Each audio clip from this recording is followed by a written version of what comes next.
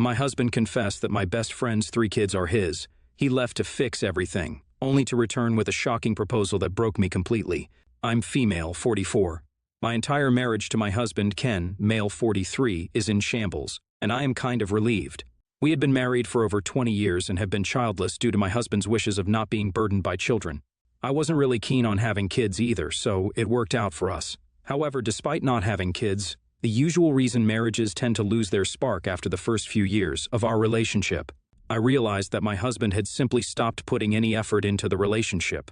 I felt like I was taken for granted. When I was 30, I had a coworker named James who was interested in me, and I fully admit that I started to develop feelings for him too. We didn't physically cheat, but I feel like the emotional attachment I had to him was also a slap in the face for my husband. I confessed, and we worked it out through relationship counseling. A part of the way we healed was that I shifted my job, and I ended up taking a hit on my paycheck. It was worth it for me, as it felt necessary to save my marriage. After this, Ken and I were rock solid for a while, but it again tapered back into feeling unhappy in the relationship. Apart from Ken, the most important person in my life is Mandy, female 44. She's been my friend since primary school, and I trusted her with everything. She helped me move into my first apartment, she was the maid of honor at my wedding, and we've stayed super close since. She also lived nearby. However, Mandy also struggles a lot financially since she has 3 kids, 10, 6, and 4, and is a single mother. She says all of her kids are from different dads, and to me that's a major issue that she has. I guess she was and is too casual about hookups and the disastrous consequences thereof. Her kids are all lovely, and they surprisingly look quite like siblings. I was their aunt and helped out with her parenting whenever I could lend a hand. Ken is also really involved in their lives, and it's something that I admired about him. Last month, to my complete surprise, I saw James in our neighborhood. I had half a mind to just ignore him, but he called me over and we began talking. He was still single, and he asked about my relationship too, in a very obvious manner. It turns out that he had bought a house in the suburb we lived in, and was planning on settling down there. Despite the troubled marriage I had, and the fact that issues had resurfaced again, I didn't find myself attracted to James as I did back in my 30s. However, when I told Ken about it, he became insanely jealous. I was so surprised by his reaction. He told me that it was unfair that he has to see the dude I almost cheated on him with every day in his own neighborhood. I do get where he's coming from, but it's not like we could just move away because of James. The unfortunate thing was that James was an active member of the community. He was at every HOA meeting just like I was, and often took the lead in organizing events or block parties. It led to a lot of fights with my husband because he simply didn't believe me when I said I was not going to end up with James. One evening when I got home from an HOA meeting, Ken was looking really nervous, and he told me that we needed to talk. He sat me down and said, "Op, I need you to know something. I have been with Mandy. I've cheated on you." I was taken aback by this, not just because I thought that my husband had cheated on me, but because he had cheated on me with my best friend. I asked him how long this had been going on, and his response had me in tears. He said, "Well, OP, it started after that incident with James, and I just kept going. She's not just a mistress, they're kids of mine too." Every single kid Mandy had was my husband's. He said that even though he used to feel like he wasn't ready for kids, after Mandy's first child was born, he had a change of heart and wanted to have kids with her. The worst part was that even Mandy agreed to this, and Ken sent over a significant portion of his money to Mandy as an unofficial kind of child support. He also visits them super frequently, even more than I was aware of. All of these things taken together, which is too much to handle, and I had a breakdown. Ken kept saying that he confessed because it was the right thing to do, but where was all this 10 years ago? Apparently, seeing James here again made him realize that our issues weren't ever properly resolved, and he hadn't been honest with me, so that might be a part of it. I couldn't believe how he fought an emotional affair with a man 10 years ago, had the same weight as what he had done with my best friend. I kicked him out and told him to go stay with Mandy, and I had been in the house alone for all of this time. Now, while Ken was gone, James heard about what happened. The gossip spread through the neighborhood like wildfire, and he came to check in on me. I was fully resigned to him taking this as his chance to get with me. But I was surprised when he treated me with empathy, compassion, and respect. It was clear he wasn't looking for a relationship, and he was just there as a shoulder to cry on. He visited me consistently and made me feel like a whole person again. On the 3rd day, there was a spark between us, and I felt like I did back then.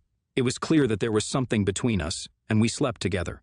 The very next day, Ken showed up at my doorstep and told me that he had worked things out with Mandy. I asked him what exactly he meant, and he told me that Mandy wasn't on board with revealing the truth about her kid's father to me. She doesn't want to be a homewrecker, by causing a divorce as if being a mistress was fine as long as nobody knew. Ugh. I hadn't spoken to her or heard from her during the 3 days I was alone, and it's clear by now that our friendship is over.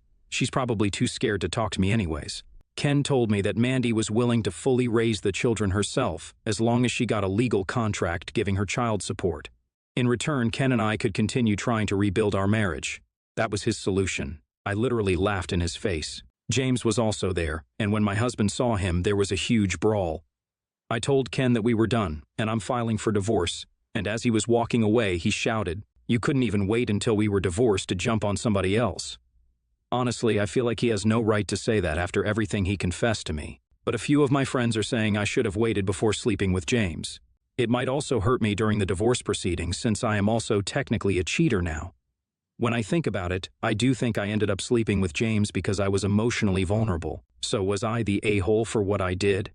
Update 1, first things first, I just want to clarify that I am not in a relationship with James just yet. To be honest, I regret sleeping with him right away, and both of us have mutually agreed to just be friends for now. Ken is currently living with Mandy, and from what I heard from my friends, they're trying to make things work between them for the kids, I guess.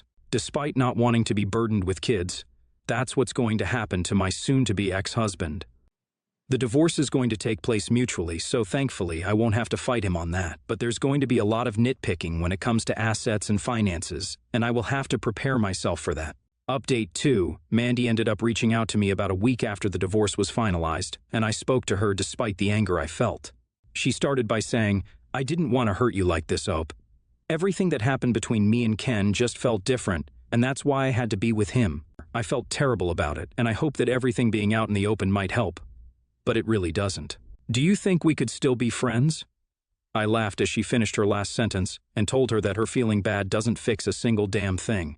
The conversation steadily got more and more heated until she spurted out, "You cheated too," as her only justification. I hung up on her and blocked her, and I hope she enjoys Ken. Update 3. I'm finally free of Ken and Mandy. James and I are dating, and I know a lot of comments are going to scream at me about that, but at this point I am honestly beyond caring. I'm not getting any younger, and I finally found a man who is, decent. A good man who doesn't cheat and claim he did it because he was insecure. The divorce worked out kind of in my favor, and I got the house and a decent amount of alimony. I haven't really bothered finding out about what my ex-husband and ex-friend are up to, but from what I have heard from my friends, they're going to get married, whatever works for them. I would have loved to keep in touch with the kids, but after knowing about their dad, I don't think I can look at them in the same way again. Anyways, I've read through your comments, and I understand people saying esh. I hope this fresh start and new relationship can help me learn from my past mistakes. Esh. I feel so bad for the kids. I wasn't sure whether to go with NTA or esh, but the amount of times you claim that you weren't attracted to James after he moved into your neighborhood seems like it's laid on a little too thick for me to believe you. Of course, Mandy and Ken are much bigger a-holes than you, but yeah, you should have waited before doing anything with James. I kind of get why sleeping with James is a bit of a moral gray area, but honestly, with the kind of pain you were going through, I don't think you're the a-hole for doing what you did. NTA in my opinion. Next story. About 6 weeks ago, I, 21-year-old female, moved in with my friend John, 22-year-old male. John and I have been very good friends for almost 2 years now after I befriended him at work. 6 months ago, he met this girl, Kat, 19. He told me about her the day after he matched with her on the dating app and took me to her workplace to meet her. She seemed very lovely. I was so happy for him. Since then, John is always inviting her to every friend's outing, so I got to know her. We have lots in common, and for John's sake, I wanted to be her friend. However, I think that in the nicest way possible, she is a bit rude. She does art, and half the time John compliments her work, she says, "You hate it, don't you?" Or, times we hang out with other friends, we have had to go home earlier because she was bored, and John was on our ride home. She hasn't done anything to me personally, but I just don't like her much. I'm happy John has found someone he cares for, but having to stand by and watch how she acts sometimes rubs me the wrong way. Here's where the issue comes in. Yesterday, John and I were at the supermarket to do our food shop. Normally, we would buy our food for the week and maybe a couple of simple frozen meals to save for Sunday. However, Kat has been coming over for dinners a few times a week, and she has a very limited diet. She refuses to eat anything other than fast food or simple frozen meals. She likely has her reasons for eating a specific food, and in case it's due to an eating disorder or something similar, I don't want to make things hard for her or pry into something that isn't my business. The time where it becomes an issue for me is how John has now wanted to buy backup meals for her in case she doesn't like what we are cooking. This would make sense, as before, she has been eating stuff that was part of our weekly meal plan. The problem is, John wants me to financially contribute to these extra meals for her. When I spoke to John about this and said how I am not happy paying half for her meals, our weekly shop cost is just split in half as we both eat everything, he got quite agitated. He called me selfish for not wanting to help her just to save money. I know frozen meals aren't the most expensive thing in the world, but John is in a much better financial situation than I am. And while I can pay my share of the bills and occasionally have outings with friends, I do not want to be dishing out extra money for meals for a girl I have no real connection to, as these small amounts do add up. In my eyes, if Kat doesn't like what we are cooking, she could come over a different day, or John could buy backup meals for her out of his own pocket.